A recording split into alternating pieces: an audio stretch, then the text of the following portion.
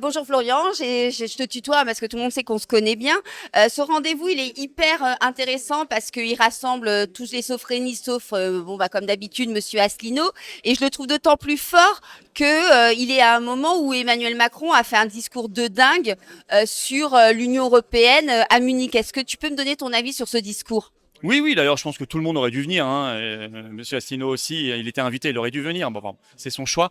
En tous les cas, moi, je remercie le mouvement politique citoyen. C'est une belle initiative. Et ça tombe bien parce qu'effectivement, Macron vient de faire, peut-être, il en a fait beaucoup des discours scandaleux. Mais là, c'est peut-être le discours le plus scandaleux qu'il ait jamais fait, effectivement, à Munich. Et moi, je pèse mes mots, mais je pense qu'après un tel discours, immédiatement, il aurait dû être arrêté et jugé. Car il a fait un discours non plus de trahison de la France, de négation de la France, en disant maintenant c'est l'Europe. Et il a même dit littéralement, si on s'intéresse au pouvoir national de nos pays, on fait une grave erreur. Attendez, oui. Oui, c'est une négation des nations. C'est une négation totale. D'abord, quand on se fait élire président de la République française, c'est normalement qu'on aime la France, qu'on a envie de la servir dans un monde normal. Bon, lui, on sait qu'il a été construit pour autre chose, pour détruire la France. Mais même, c'est simplement une obligation constitutionnelle. La Constitution dit le président de la République doit défendre la souveraineté et l'indépendance de la France, pas de l'Europe, pas de l'Union européenne. Donc là, c'est pour moi un discours d'une exceptionnelle gravité. Ce qui est intéressant, c'est qu'il n'a pas été suivi. Il s'est même pris des vents, des baffes du chancelier allemand, de l'administration Trump, qui n'est pas là-dessus. Lui, dans ses délires, mais le reste du monde n'avance pas, Dieu merci, dans cette direction. Moi, ce genre de discours, normalement, vu la trahison de ses prérogatives constitutionnelles, après ce genre de discours, il devrait être arrêté et jugé. Et je le dis clairement, je le dis sérieusement. Car il a fait un discours, même plus de trahison, mais de négation de la France. Il a dit maintenant, je ne parle plus de la France, je parle de l'Europe. Il a dit, et si on s'intéresse au pouvoir national, alors on fera une lourde erreur.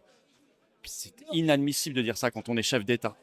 Quand on a l'obligation, normalement même, je veux dire, ça devrait être naturel. Normalement, quand on se fait élire président de la République, c'est pour servir la France. Normalement, c'est pas pour la trahir. Mais lui, il a été fabriqué pour ça. Mais même, c'est une obligation constitutionnelle, tout simplement. Il doit défendre l'indépendance nationale. Il ne le fait pas, il fait l'inverse. Donc c'est un discours particulièrement scandaleux. Ce qui est rassurant à Munich, c'est que l'Allemagne n'a pas suivi. Oui. On a bien vu que quand même, il s'était pris des vents par le chancelier allemand. Il s'est pris un vent énorme par le chancelier allemand qui n'a pas du tout fait le même discours. Les Américains, eux, disent au contraire, l'Union européenne, c'est vraiment un sujet problématique pour vos nations. Donc on sent que le courant du monde, il n'est pas dans le sens de ce que veut Macron. Dieu merci. Pour l'instant, on doit compter sur des forces étrangères pour nous aider un peu. Oui, parce que je te coupe, parce qu'on a le directeur de la BPI qui a dit avancer en Europe suppose d'accepter de faire des sacrifices nationaux et de laisser parfois la priorité à d'autres pays. Ça aussi, c'est un truc de dingue. C'est complètement délirant. Cet homme est le directeur général de la Banque publique d'investissement, c'est-à-dire la politique stratégique de l'État en matière d'économie, d'investissement. C'est fondamental comme poste. Et il est en train de nous dire, mais il crache le morceau pour moi. Il dit, au nom de l'Europe, on doit sacrifier de l'intérêt national et faire la place à nos petits copains, donc allemands, italiens, polonais, etc. Vous croyez qu'il y a un seul autre gouvernement au monde qui dit ça? Ben évidemment que non. Tout le monde défend ses intérêts, c'est tout à fait normal. Tout le monde défend ses entreprises, tout le monde défend son industrie, et ben non, sauf nous, parce que nous sommes dirigés par des traîtres. Donc cet homme, dans un monde normal, il devrait être limogé sur le champ. Au contraire, je pense que Macron va lui remettre une médaille. Mais ce qui est intéressant, c'est que pendant des décennies, ils nous ont vendu l'Europe en disant ça va être la France en grand, ça va être un surcroît de souveraineté, de puissance pour la France. Maintenant, ils ne disent plus ça. Maintenant, ils disent la vérité. Construire l'Europe, c'est antinomique avec l'existence de la France. Et c'est bien qu'ils le disent clairement. Comme ça, les Français l'entendent et ils comprennent. Et on ne peut pas faire les deux en même temps. Soit c'est la France, soit c'est l'Union européenne. Alors dernière question, qui est un peu la question que tous les souverainistes veulent savoir. Est-ce que tu penses qu'il va y avoir l'union des souverainistes pour les présidentielles derrière une grande figure? Écoute, moi j'ai proposé en juin 2025, les Patriotes, on l'a validé d'ailleurs par un référendum interne, une primaire des souverainistes qui était la solution pour avoir un candidat unique. Malheureusement, UPR et DLF ont refusé. Je n'y peux rien. Beaucoup d'autres ont souscrit à cette idée, qui était au cœur d'ailleurs des assises d'Arras en septembre. Donc il n'y en aura pas de primaire. Bon, dommage. Mais il y a peut-être une autre solution. C'est qu'il peut y avoir une figure rassembleuse.